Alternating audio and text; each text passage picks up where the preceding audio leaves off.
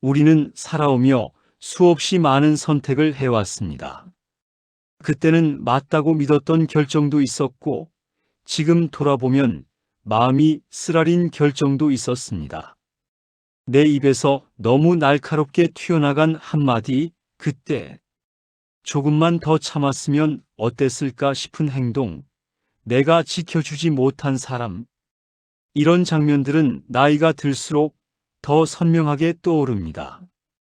그래서 마음속에 이렇게 묻습니다. 나는 왜 그때 그렇게 했을까? 나는 왜 더 나은 사람이 되지 못했을까? 이 질문들은 우리를 점점 작게 만듭니다. 많은 분들이 이렇게 말합니다. 세월이 지나면 후회도 함께 옅어진다. 그러나 실제로는 그렇지 않은 경우가 많습니다. 몸은 나이를 먹으며 조금씩 둥그러지지만 마음은 오히려 더 예민해질 때가 있습니다. 옛날에는 그냥 넘어갔던 일이 어느 날 갑자기 큰 죄처럼 느껴질 때가 있습니다. 잘 살아보려고 애쓴 날들보다 내가 미끄러진 하루가 더 크게 남을 때가 있습니다. 그 기억은 마치 돌처럼 가슴에 걸려 있습니다. 가끔은 숨을 가로막기까지 합니다. 그렇다면 우리는 이 돌을 어떻게 다루어야 하겠습니까? 많은 분들은 이 돌을 마음 깊은 곳에 밀어넣고 다시는 꺼내지 않으려 합니다. 생각하지 않으려고 애씁니다. 괜찮아. 다 지난 일이야. 누구나 다 그런 실수 한 번쯤은 해. 이렇게 스스로를 달래며 덮어버립니다. 그런데 마음은 생각보다 똑똑합니다. 덮어둔 돌은 사라지지 않습니다. 모양만 바뀔 뿐입니다. 겉으로는 아무렇지 않은 듯 살아가지만 누군가 비슷한 이야기를 꺼내는 순간 갑자기 날카로워지고 이유 없이 화가 치밀고 나도 모르게 스스로를 낮추게 됩니다. 나는 원래 이런 사람이라고 단정하게 됩니다.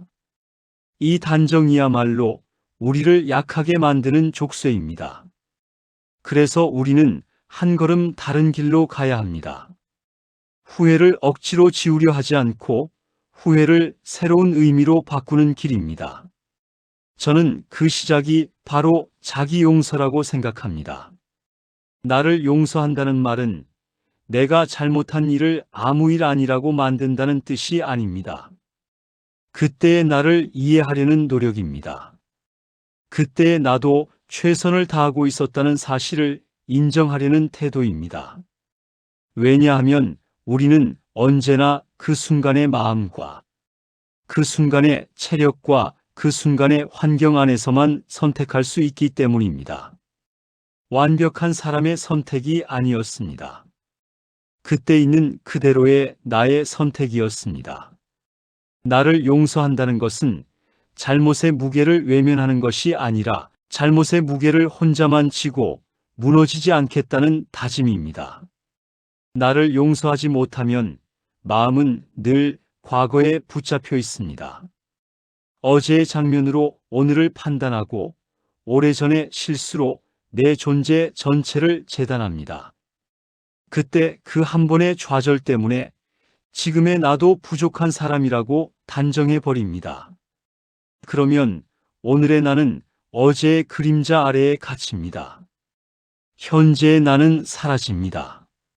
하지만 나를 용서하면 후회는 모양을 바꿉니다. 후회는 나를 찌르는 가시에서 조용한 가르침으로 바뀝니다. 같은 기억인데 쓰임새가 달라집니다. 나를 아프게 하던 그 기억들은 결국 나를 괴롭히기 위한 것이었습니다. 그러나 지혜가 된 기억은 나를 지켜주기 위한 기억입니다. 이 차이는 인생의 후반부에서 매우 중요합니다. 벌만 주는 기억과 함께 사는 사람은 늘 자신을 의심합니다. 지켜주는 기억과 함께 사는 사람은 자신을 존중합니다. 자기 용서를 시작하려면 먼저 사실을 있는 그대로 바라보셔야 합니다. 나는 그때 잘못하지 않았어라고 부정하는 것도 아니고 나는 형편없는 사람이야라고 과도하게 깎아내리는 것도 아닙니다. 있는 그대로의 문장으로 적어 보시기를 권합니다. 나는 그때 화가 많이 나 있었다. 그래서 큰 소리를 냈다. 그 일로 상대는 상처를 받았다. 그리고 그 사실이 지금도 내 마음에 남아 있다.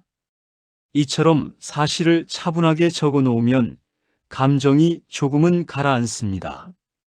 감정이 가라앉아야 이해가 시작됩니다. 이해가 시작되어야 용서가 가능해집니다.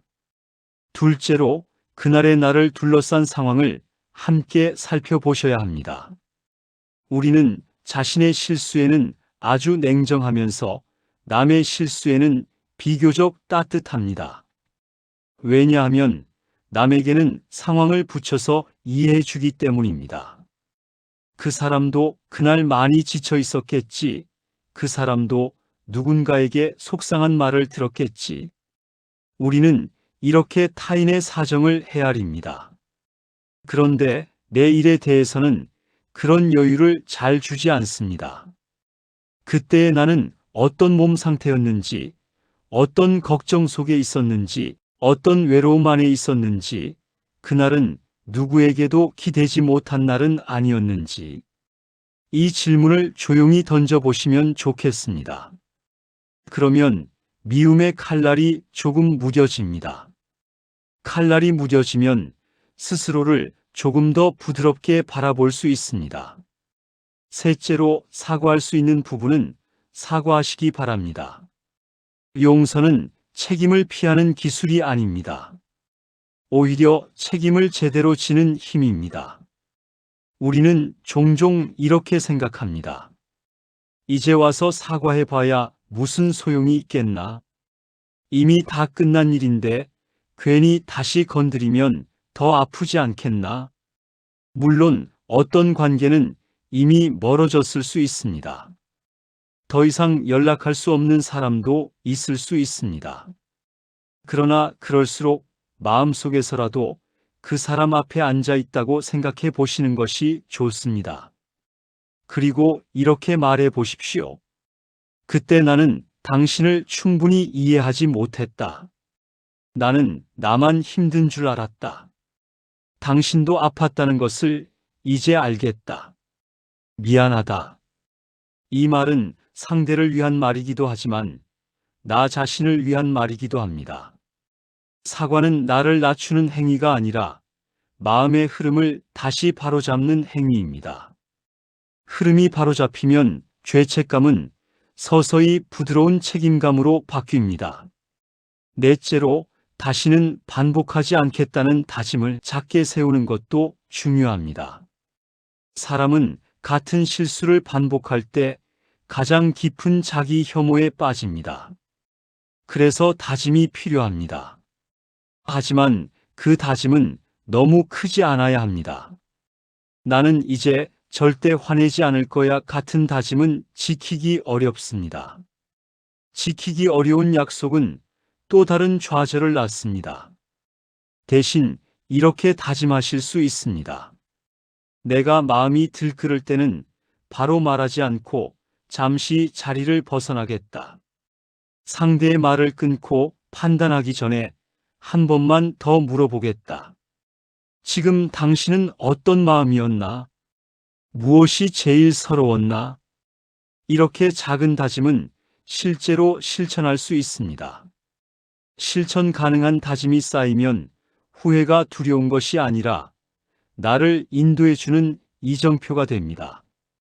다섯째로, 스스로에게 이렇게 말해주면 좋겠습니다. 나는 벌을 평생 받을 만큼 나쁜 사람인가? 정말 그런가? 우리는 때로 한 번의 실수를 평생의 낙인으로 만들고 그것을 등에 지고 살아갑니다. 그러나 아무리 큰 실수도 그 사람의 전부가 될 수는 없습니다. 사람의 인생은 하루로 결정되지 않습니다. 사람의 인생은 수많은 날이 겹쳐진 무늬입니다. 나의 그릇된 행동도 그 무늬의 일부입니다. 그러나 동시에 내가 보여준 다정함, 내가 지켜온 성실함, 내가 참고 살린 관계들도 그 무늬의 일부입니다. 우리는 전체를 보아야 합니다. 전체를 바라보는 시선이 생기는 순간 자기 혐오는 자기 이해로 바뀝니다. 자기 이해는 자기 용서로 이어집니다. 여섯째로 후회를 남에게 상처로 돌리지 않는 것도 필요합니다. 자신을 미워하는 분들 중에는 이런 마음이 생길 때가 있습니다. 나도 이렇게 힘든데 너라도 나를 이해해줘야 하지 않겠어? 그래서 괜히 날이 선 말이 나가고 이유 없는 짜증이 튀어나옵니다. 이것은 마음이 너무 아파서 몸부림치는 신호입니다. 그러나 그 몸부림은 관계를 더 멀어지게 합니다. 결국 더 큰 외로움만 남습니다. 그래서 마음이 무너지는 날에는 누군가에게 화를 던지기보다 이렇게 말해 주시기 바랍니다. 오늘 나는 스스로를 용서하지 못해서 많이 아프다. 지금은 다정하게 대해 주었으면 좋겠다. 이 말은 부탁입니다. 부탁은 상처보다 훨씬 따뜻한 신호입니다.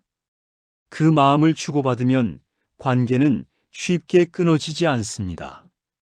일곱째로 나의 후회를 누군가에게 나눠주는 용기도 필요합니다. 우리가 겪은 실수와 후회의 이야기는 누군가에게 매우 귀중한 길잡이가 됩니다. 나는 이런 선택을 했는데 그때 이 점을 보지 못했다. 그래서 이런 아픔이 남았다. 지금 돌아보면 그보다 중요한 것은 사람의 마음이었다. 이렇게 솔직하게 전해주시는 말은 듣는 사람의 삶을 지켜줍니다. 이 순간 나의 후회는 단순한 개인의 상처가 아니라 다음 세대에게 건네는 등불이 됩니다. 등불이 된 후회는 더 이상 나를 아프게 하지 않습니다. 오히려 나를 따뜻하게 비춥니다. 내가 아팠던 날들이 헛되지 않았다는 느낌을 줍니다. 이것이 바로 후회가 지혜로 변하는 순간입니다. 여덟째로 나는 여전히 사랑받을 자격이 있는 사람이라는 믿음을 잃지 않아야 합니다. 자기 용서를 못하는 분들의 마음 밑바닥에는 이런 두려움이 숨어 있습니다. 나는 언젠가 버려질 것이다. 나는 언젠가 미움받을 것이다. 나는 결국 혼자 남을 것이다. 그래서 죄책감에 스스로를 묶어두고 그 묶인 자리에서 움직이지 않으려 합니다. 그러나 사랑은 완벽한 사람에게만 남아주지 않습니다. 사랑은 상처난 사람에게도 머뭅니다. 사랑은 실수한 사람에게도 남습니다. 사랑은 우리 모두의 삶을 통해 이미 증명되었습니다. 우리는 서로에게 수없이 실수하고도 여전히 곁에 서 있지 않습니까? 그러므로 나 역시 혼자 버려질 존재만은 아닙니다. 이 믿음이 심장 깊은 곳에 자리 잡는 순간 사람은 다시 조금의 여유를 찾습니다. 아홉째로 자신에게 따뜻한 말을 건네는 습관을 들이시는 것도 큰 도움이 됩니다. 마음이 힘든 날일수록 우리는 스스로에게 가장 거칠게 말합니다. 너는 왜 항상 이 모양이니? 너는 왜 제대로 못하니? 그러나 이 말투는 이미 지친 나를 다시 짓누릅니다. 그래서 다른 말투가 필요합니다. 오늘도 잘 버텼다. 내가 그 자리에서 도망치지 않고 하루를 끝까지 버텨준 것만으로도 큰일을 했다. 내 덕분에 오늘 하루가 무너지지 않았다. 이런 말은 겉으로 보면 단순한 위로처럼 들립니다. 하지만 사실은 분명한 다짐입니다. 나는 가치 있는 사람이라는 다짐입니다. 이 다짐이 쌓이면 마음속의 상처가 아물기 시작합니다. 마지막으로 이렇게 묻고 싶습니다. 지금 떠올리면 여전히 마음이 죄책감으로 타들어가는 그 장면이 있으십니까? 있다면 오늘 그 장면을 마음속 의자에 앉혀 주시기 바랍니다. 그리고 조용히 말씀해 주십시오. 나는 그때의 너를 미워하지 않는다. 너는 어리석었지만 나쁜 존재는 아니었다. 너는 서툴렀지만 버릴 사람은 아니었다. 나는 너와 계속 살아갈 것이다. 이 말을 스스로에게 건네는 순간 후회는 더 이상 나를 감옥에 가두지 못합니다. 후회는 내 옆에서 조용히 걸어주는 동반자가 됩니다. 나를 넘어뜨리던 기억이 이제는 나를 붙잡아 일으키는 손이 됩니다. 우리는 누구나 실수하며 살았습니다. 지금도 완벽하지 않습니다. 앞으로도 완벽하지 않을 것입니다. 그러나 중요한 것은 완벽함이 아니라 방향입니다. 나를 미워하며 사느냐, 아니면 나를 이해하며 사느냐, 후회를 짐처럼 지고 끌고 가느냐, 아니면 후회를 지혜로 바꾸어 지팡이처럼 짚고 가느냐.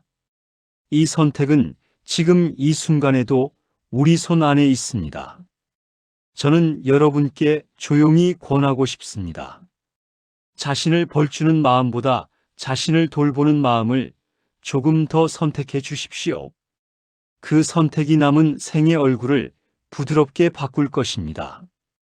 그리고 그 부드러움은 나와 함께 사는 사람들의 마음까지 따뜻하게 감싸줄 것입니다.